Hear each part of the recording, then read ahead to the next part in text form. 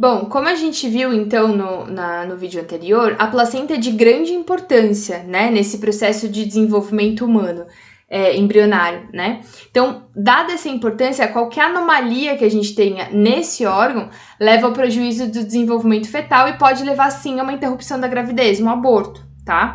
Muitas vezes as anomalias elas estão ligadas ao consumo de cigarro, álcool, entre outras drogas, e muitas vezes não está relacionada a isso. Então, pode, por exemplo, uso de drogas, álcool e tal, gerar uma restrição do tamanho fetal, enfim, outros problemas. A placenta prévia, que é um dos problemas que a gente tem, né, relacionado a isso, é um exemplo dessas alterações. Nesse caso, a placenta implanta na parte inferior do útero, tá? Na parte inferior, causando hemorragias intensas. O certo, ela é implantar aqui, ó, na parte superior do útero, tá? E não na parte inferior. Então, ela acaba implantando no lugar errado. Já o descolamento prematuro de placenta ocorre quando a placenta ela começa a descolar do útero, porque, assim, o processo de descolamento de placenta ele vai acontecer depois do parto, né? Então, nasce a criança, a placenta descola do útero e ela é retirada, tá? Mas ela pode começar a descolar antes do parto, e aí leva ao nascimento prematuro. Se a criança já estiver numa fase mais avançada do desenvolvimento, ela pode ter uma chance maior de sobrevivência. Caso contrário, não, tá? A partir da 8ª semana, o embrião assume nitidamente a forma humana, então é chamado de feto. Então, a partir da 8ª semana, a partir do 2º mês, começa a ser chamado de feto, tá? De embrião, a gente muda a nomenclatura. Bom, pode ocorrer também o caso de gravidez múltipla, tá? Quando 2 ou mais embriões se desenvolvem simultaneamente no útero. Isso pode acontecer de 2 formas. No caso de gêmeos idênticos, eles são geneticamente iguais, eles têm os mesmos sexo biológico e semelhanças físicas, tá? Então, isso não quer dizer que gêmeos de sexo iguais possam ser bivitelíneos, tá? Ou gêmeos fraternos. Pode acontecer. Mas, na maioria das vezes, os gêmeos que são de sexos iguais, eles são univitelíneos. Eles são geneticamente idênticos. Eles são originados do mesmo zigoto, ou seja, do mesmo óvulo com o mesmo espermatozoide. Cada um deles vai ter o seu âmine, ou seja, a sua estrutura amniótica separada, e eles podem ou não compartilhar o córeo e a placenta, tá? Lembrando que isso aqui, gente, normalmente há uma predisposição genética à mulher, né, dividir o zigoto em 2, tá? Os gêmeos fraternos, eles são originados da fecundação de 2 ovócitos por 2 espermatozoides. Então, são 2 óvulos diferentes, 2 espermatozoides diferentes. Portanto, eles podem não ter o mesmo sexo biológico ou pode ter também, tá? E não são geneticamente idênticos. Eles são como se fossem irmãos que nasceram ao mesmo tempo, tá? Nesse caso, eles sempre apresentam 2 âminos, 2 córios, e as placentas, elas podem estar unidas ou não, mas sempre são 2 placentas também, tá? Nesse caso, aquela história, no caso da inseminação artificial, que acaba implantando, né, colocando para implantação mais embriões, pode acontecer de vingar mais de um, e aí eu ter, por exemplo, trigêmeos, que são 3 irmãos que nasceram apenas na mesma gravidez. Bom, e aí por volta da 37ª à 40ª semana de gestação ocorre o parto, tá? Normalmente 38ª à 39ª, tá? Que é por volta aí dos 9 meses de gestação.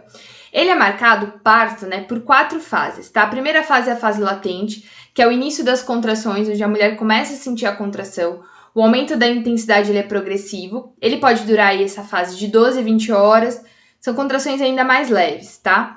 E isso aqui, gente, varia, todas essas fases, o tempo varia de mulher para mulher. Tem mulher que acaba tendo, como é que fala? Todas essas fases reduzidas num tempo muito menor, tá? Quando as contrações elas aumentam para de 3 a 5 contrações a cada 10 minutos, com duração de 20 a 60 segundos cada uma, e ela tem 4 centímetros de dilatação, ela entra na fase ativa. 4 centímetros de dilatação como cada dedo tem mais ou menos 1 centímetro, né? São 4 dedos que cabem no interior da cavidade vaginal, tá? É assim que é medido a dilatação. A fase ativa tem contrações mais doloridas, duram mais ou menos 60 segundos e se repetem de 1 a 2 minutos. Então, uma repetição mais rápida e uma duração maior também. Mais maior não, né? Maior. Essa fase ela pode durar de 6 a 12 horas e ela termina quando o útero atinge uma dilatação de 10 centímetros, tá? Nessa fase, normalmente a bolsa se rompe e a gente tem a liberação do líquido amniótico. Tem mulheres que nem sentem a fase latente, ela já só sente direto quando há rompimento da bolsa do líquido amniótico. A fase expulsiva, né, começam as contrações uterinas para a saída do bebê pelo canal vaginal. Depois da passagem da cabeça do bebê, tem uma rotação, né? Ele mesmo gera uma rotação, às vezes o médico auxilia, e ele sai de uma vez só.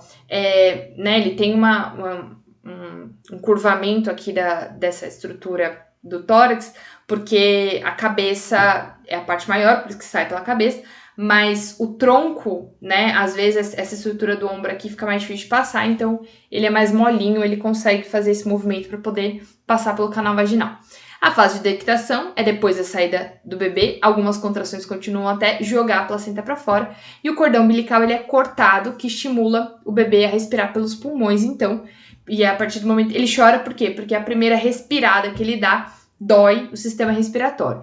No caso da cesariana, todas essas etapas elas não são feitas, né? A mulher vai com uma programação para ter o bebê num dia específico e é feita a retirada do bebê. O que acontece, gente, é que nessa fase, no parto normal, acaba se falando que a criança nasce mais saudável porque ela recebe a primeira carga de bactérias dela quando ela passa pelo canal vaginal da mãe, tá? Então, acaba sendo, teoricamente, uma criança que vai ter mais anticorpos, né? Vai ter um desenvolvimento um pouco mais saudável inicial, menos alergia, etc.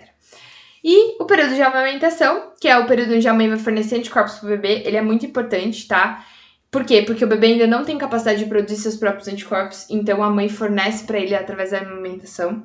A OMS recomenda que os bebês sejam amamentados exclusivamente até os 6 meses de idade, e depois dessa fase, como uma forma complementar, até os 2 anos, tá? Mas isso é muito relativo de mulher, de cada uma das mulheres, né? Muito relativo de cada uma delas. Bom, gente, era isso. Eu espero que vocês tenham entendido, tá? Peço que vocês façam, por favor, a atividade da página 14 e 15, do 1 ao 5, e como lição de casa, a tarefa online referente ao capítulo 8 de Biologia 1. Deixem todas as dúvidas no fórum de dúvidas e comentário, e nos vemos na live.